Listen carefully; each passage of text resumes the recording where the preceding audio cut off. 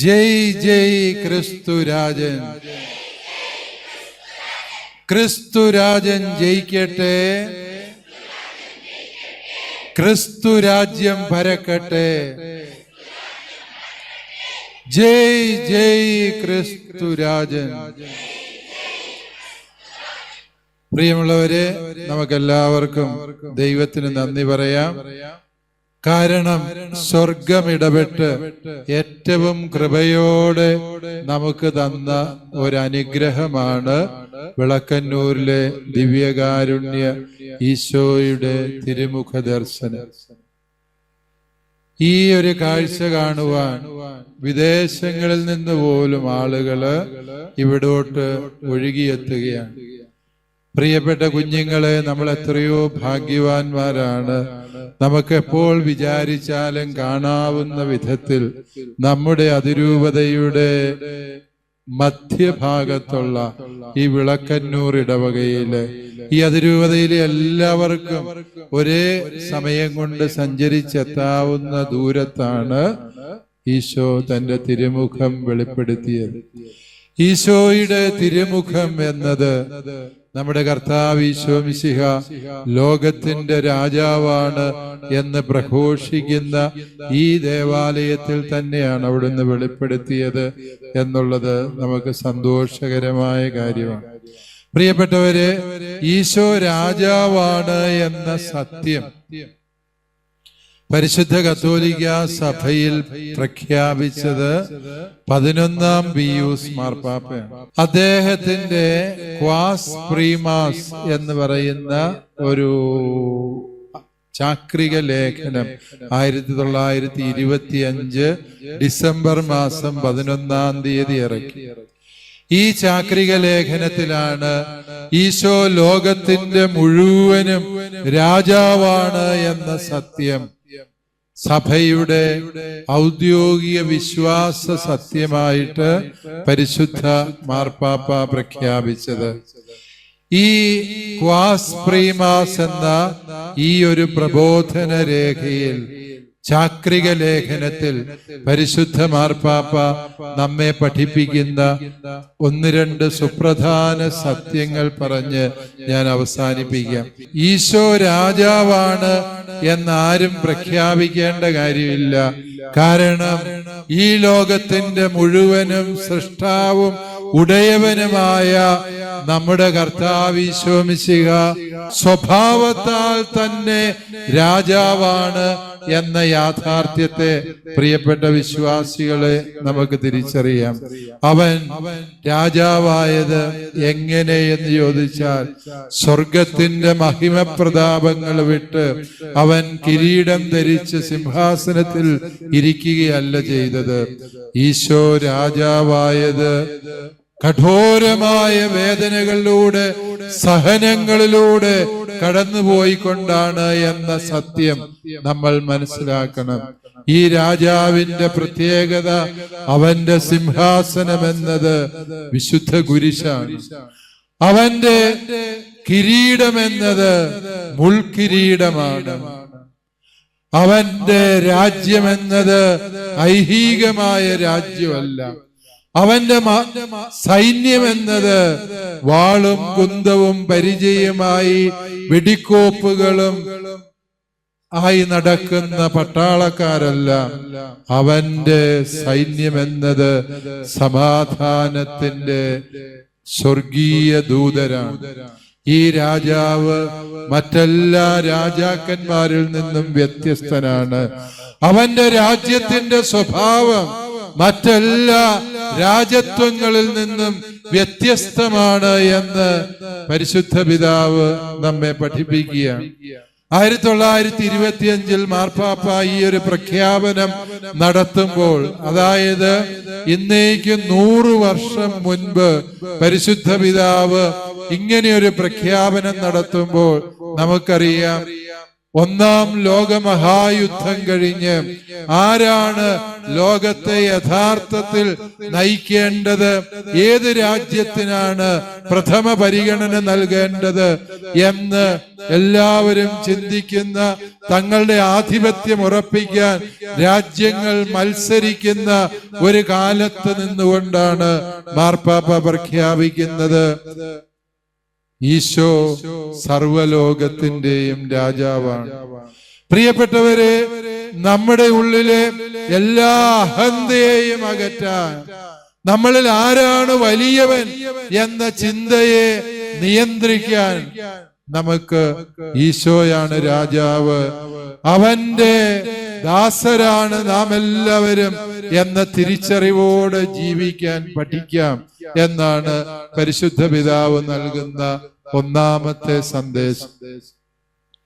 ആ കാലഘട്ടത്തിൽ നിരീശ്വരവാദ പ്രസ്ഥാനങ്ങള് വളരെ ശക്തവും സജീവവുമായ കാലഘട്ടമായിരുന്നു. ദൈവമുണ്ടോ എന്ന സംശയം ഉണ്ടെങ്കിൽ തന്നെ ദൈവത്തിന് ഈ ലോകത്തിന്റെ മേൽ നിയന്ത്രണമില്ല.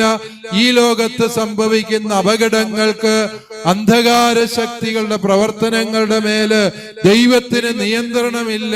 അതുകൊണ്ട് ദൈവം ഉണ്ടെങ്കിലും ആ ദൈവത്തെ കൊണ്ട് മനുഷ്യന് പ്രയോജനമില്ല എന്ന് ചിന്തിച്ച് ഒരുപാട് മനുഷ്യര് ദൈവവിശ്വാസത്തെ വെല്ലുവിളിച്ച ഒരു കാലഘട്ടത്തിലാണ് മാർപ്പാപ്പ പ്രഖ്യാപിക്കുന്നത്, ദൈവമുണ്ട് എന്ന് മാത്രമല്ല, അവൻ ഈ പ്രപഞ്ചത്തിന്റെ രാജാവാണ് എന്ന് മാത്രമല്ല, അവന്റെ കരപരിലാളനയിലാണ് നാം എല്ലാവരും ജീവിക്കുന്നത് എന്ന സത്യം പ്രിയപ്പെട്ടവരെ മനസ്സിലാക്കുക. നിങ്ങൾ ഈശോ സകലത്തിന്റെയും രാജാവാണ് എന്ന് പ്രഖ്യാപിച്ചപ്പോൾ പ്രിയപ്പെട്ട കുഞ്ഞുങ്ങളെ, നിങ്ങൾ വിളിച്ചു പറഞ്ഞത് ഈശോയുടെ ദൈവപുത്ര സ്ഥാനം ഞങ്ങൾ അംഗീകരിക്കുന്നു എന്നും ദൈവപുത്രനായ ഈശോയിൽ ഞങ്ങൾ വിശ്വസിക്കുന്നു എന്നും ഈശോയുടെ ദൈവത്വത്തെ നിരാകരിക്കുന്ന സകലമാന നിരീശ്വര പ്രസ്ഥാനങ്ങളെയും ഞങ്ങൾ തള്ളിക്കളയുന്നു എന്നുകൂടിയാണ് ഈ കാലഘട്ടം 1925 നിരീശ്വരവാദ ചിന്തകൾക്ക് പ്രാമാണ്യം ലഭിച്ചുകൊണ്ടിരിക്കുന്ന ഒരു കാലഘട്ടമാണ്. ജീവിതത്തിന്റെ സൗകര്യങ്ങളും സൗഭാഗ്യങ്ങളും വർദ്ധിച്ചു കഴിഞ്ഞപ്പോൾ ദൈവത്തെ ആവശ്യമുണ്ടോ എന്ന് മനുഷ്യർ സംശയിച്ചു തുടങ്ങിയ ഒരു കാലഘട്ടത്തിൽ 1925 മാർപ്പാപ്പ നടത്തിയ ആ പ്രഖ്യാപനത്തിന് 2025 മറ്റേതൊരു കാലഘട്ടത്തെക്കാളും പ്രസക്തിയുണ്ട്. വിളക്കന്നൂരിൽ പരിശുദ്ധ കുർബാനയിൽ തന്റെ തിരുമുഖം ദർശിക്കാൻ നമുക്ക് ഭാഗ്യം തന്നുകൊണ്ട് ഈശോ ഒരിക്കൽ കൂടി ലോകത്തോട് പ്രഖ്യാപിക്കുകയാണ്, ഞാനാണ് ലോകത്തിന്റെ രാജാവ്. ശാസ്ത്രം എത്ര വളർന്നാലും, ചിന്തകന്മാർ എത്ര ശക്തിപ്പെട്ടാലും, ടെക്നോളജി എത്രമാത്രം സങ്കീർണമായി വളർന്നാലും മിശിഹായുടെ രാജത്വത്തിന് കീഴിലാണ് അവയെല്ലാം എന്ന പരമാർത്ഥം പ്രിയപ്പെട്ടവരെ നമ്മൾ മനസ്സിലാക്കുക. അവൻ രാജാവാകുന്നത് സർവലോകത്തിൻ്റെതുമാണ് എന്ന് പറയുമ്പോൾ അവൻ ഞാൻ എന്ന വ്യക്തിയുടെ രാജാവ് കൂടിയാണ്. എന്റെ മനസ്സിന്റെ രാജാവാണ്, എന്റെ ആത്മാവിന്റെ രാജാവാണ്, എന്റെ ശരീരത്തിന്റെ രാജാവാണ്. ഈ ശരീരത്തിന്റെ മേല് മിശിഹായുടെ രാജത്വം ഞാൻ അംഗീകരിക്കുമ്പോൾ ഈ ശരീരത്തെ ഞാൻ ആദരവോട് നോക്കിക്കാണണം. എന്റെ ശരീരത്തെ, മറ്റൊരാളുടെ ശരീരത്തെ ഞാൻ ആദരവോട് നോക്കിക്കാണണം.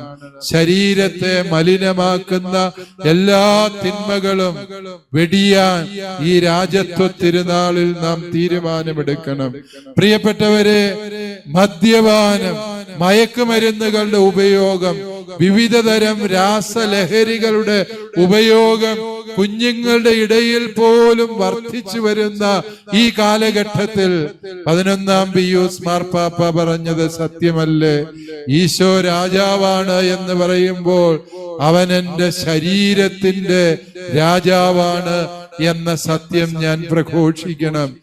എന്റെ രാജാവായ കർത്താവിന് ഇഷ്ടമില്ലാത്തതൊന്നും എന്റെ ശരീരത്തെ മലിനമാക്കാൻ ഞാൻ ഉപയോഗിക്കില്ല എന്ന തീരുമാനം പ്രിയപ്പെട്ട കുഞ്ഞുങ്ങളെ ഈ രാജത്വ തിരുനാളിൽ നിങ്ങൾക്കുണ്ടാകണം.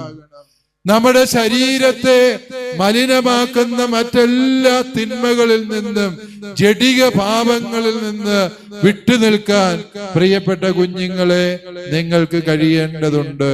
കാരണം നമ്മുടെ ശരീരത്തിന്റെ രാജാവ് കർത്താവാണ് എന്ന സത്യം പ്രഘോഷിക്കുക. വീണ്ടും പരിശുദ്ധ പിതാവ് പറഞ്ഞു, നമ്മുടെ മനസ്സിന്റെ രാജാവ് ഈശോയാകണം എന്ന് പറഞ്ഞാല് നമ്മുടെ ചിന്തകൾ ഈശോയെ കുറിച്ചായിരിക്കണം. നമ്മുടെ സംസാരത്തിൽ ഈശോ എന്ന തിരുനാമം കടന്നു വരണം. നാം വെറുതെ ആലോചിക്കുമ്പോൾ, ചിന്തിക്കുമ്പോൾ നാം എങ്ങനെ സമയം ചെലവഴിക്കുന്നു എന്ന് നോക്കുക. നമ്മുടെ ദിവസത്തിന്റെ 24 മണിക്കൂറില് എത്ര മിനിറ്റുകൾ നമ്മുടെ കർത്താവ് ഈശോ മിശിഹായെ കുറിച്ച് നാം ചിന്തിക്കുന്നുണ്ട് എന്ന ആത്മശോധന പ്രിയപ്പെട്ടവരെ നമുക്ക് വേണം. നമ്മുടെ മനസ്സിന്റെ രാജാവായി കർത്താവ് വാഴാൻ തുടങ്ങുമ്പോൾ നമ്മുടെ ചിന്തകളിൽ കർത്താവ് നിറയുന്നു. കർത്താവിന്റെ സുവിശേഷത്തിന് വിരുദ്ധമായതെല്ലാം നമ്മുടെ മനസ്സിൽ നിന്ന് പടിയിറങ്ങി പോകാൻ തുടങ്ങുന്നു. അതുകൊണ്ട് കൊച്ചുത്രേസ്യ പുണ്യവതി പറഞ്ഞതുപോലെ ഈശോ എന്ന സുഹൃത ജപം ചൊല്ലുമ്പോൾ നരകപിശാച് നിലവിളിച്ചുകൊണ്ട് കിലോമീറ്ററുകൾ അകലേക്ക് ഓടുകയാണ്.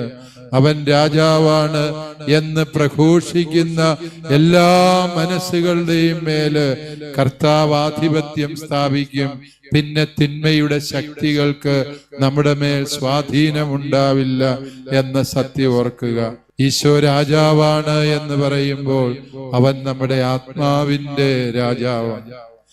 നമ്മുടെ ആത്മാവിനെ നമ്മുടെ ശരീരത്തിലേക്ക് തന്ന ദൈവം, ആ ദൈവസന്നിധിയിലേക്കാണ് നമ്മുടെ ആത്മാവ് കടന്നു പോകുന്നത്. സ്വർഗത്തിൽ ദൈവത്തെ മുഖാമുഖം കാണാനുള്ള ഭാഗ്യം കിട്ടിയ ആത്മാവാണ് നമ്മുടേത് എന്ന തിരിച്ചറിവോടെ പ്രിയപ്പെട്ടവരെ നമുക്ക് ഈ രാജത്വ തിരുനാൾ ആഘോഷിക്കാം. സ്വർഗത്തിൽ പോകാനുള്ളവരാണ് ഞാന്. സ്വർഗത്തിൽ ചെന്ന് ദൈവത്തെ കാണാനുള്ളതാണ് എൻ്റെ ആത്മാവ് എന്ന ബോധ്യത്തോടെ നമ്മുടെ ആത്മാവിനെ സ്വർഗോന്മുഖമായി ജീവിക്കാൻ ഈ തിരുനാള് നമ്മെ പ്രേരിപ്പിക്കട്ടെ, സഹായിക്കട്ടെ എന്ന് നമുക്ക് പ്രാർത്ഥിക്കാം. ഈശോ രാജാവാണ്, എൻ്റെ ശരീരത്തിന്റെ രാജാവാണ്, എൻ്റെ മനസ്സിന്റെ രാജാവാണ്, എൻ്റെ ആത്മാവിന്റെ രാജാവാണ് എന്ന സത്യം നമുക്കൊരിക്കൽ കൂടി പ്രഘോഷിക്കാം. ജയ് ജയ് ക്രിസ്തുരാജൻ, ജയ് ജയ് ക്രിസ്തുരാജൻ, ജയ് ജയ് ക്രിസ്തുരാജൻ.